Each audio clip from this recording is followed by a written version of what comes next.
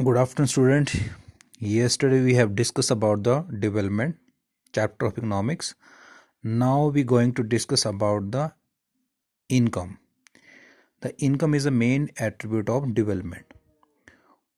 And in this contest, I have made a flow chart that why income is a main attribute of development, because if there is a good income, there is a employment, there is a good life standard, there is more saving, and there is more investment, and there is no poverty. This is a vicious circle, that if we have a good income, there is no scope of poverty.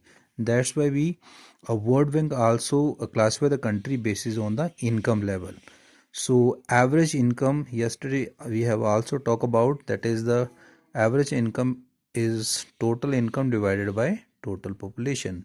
So World Bank classify the country basis on the average income, and the country which having a $12,236, that is rich country.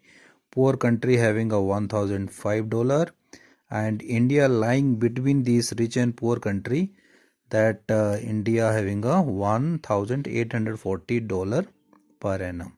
So that is a concept of average income. Now we discuss about the limitation of average income. Limitation of average incomes, that are the what are the drawbacks of this average income. The first, that is, it is not a true income of an individual. It does not show the true income of individual.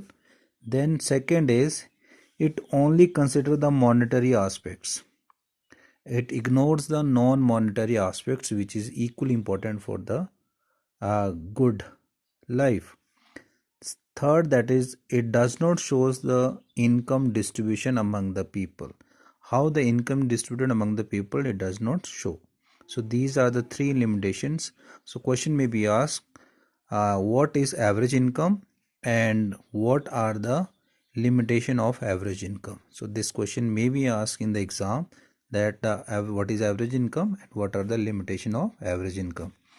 Now comes to the next assignment question, that is, money in your pocket cannot buy all the goods and services that you may need to live well.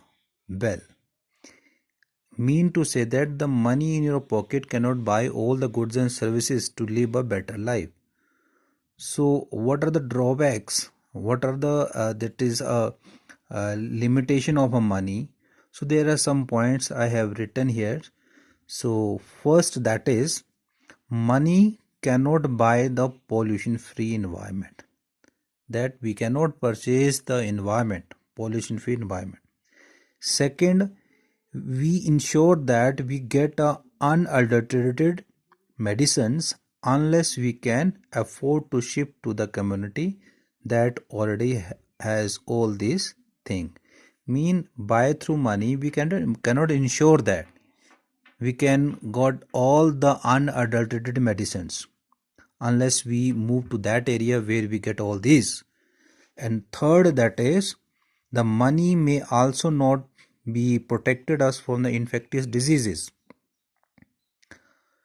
As a take example of the that is in the today's time, that is, the world is facing with the coronavirus, but the income, a good income country, that country cannot protect from the coronavirus, because income, it's not everything unless we take some preventive measures. So apart from the income, the other factor are equally important to live a better life. The question may be asked that money in your pocket cannot buy all the goods and services that will live a better life. So you have to write all these points in your answers. The third assignment question is sustainability of development. That is very important topic. That sustainability of development, you have already read about. The sustainable development takes place in the way that it does not affect the environment and not compromise with the future needs. Or in the context of sustainability, we have a very good saying that we have not inherited the world from our forefathers, we have borrowed it from our children's. Mean we have to conserve this resources for the future needs. So the question may be asked that why there is a need of sustainability?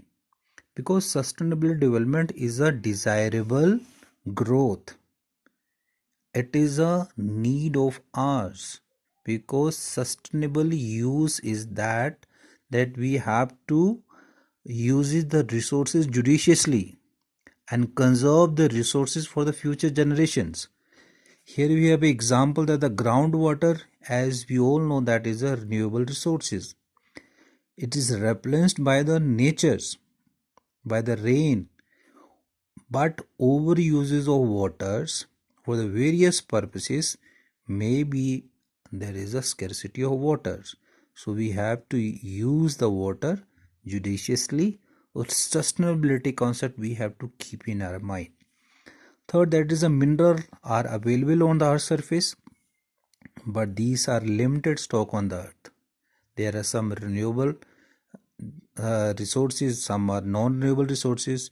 So we have to conserve all these resources available on the earth, and we have to use the other alternative resources so that we can conserve the resources which are non-renewable. Then we can survive on the earth and conserve the resources for the upcoming generations. So that's why the question may be asked that why there is a need of issue of sustainability for the development. So this is the question, and you have to do all these assignment questions, and this is all about this chapter of development. And tomorrow we discuss with the new chapter. Thank you and have a nice day.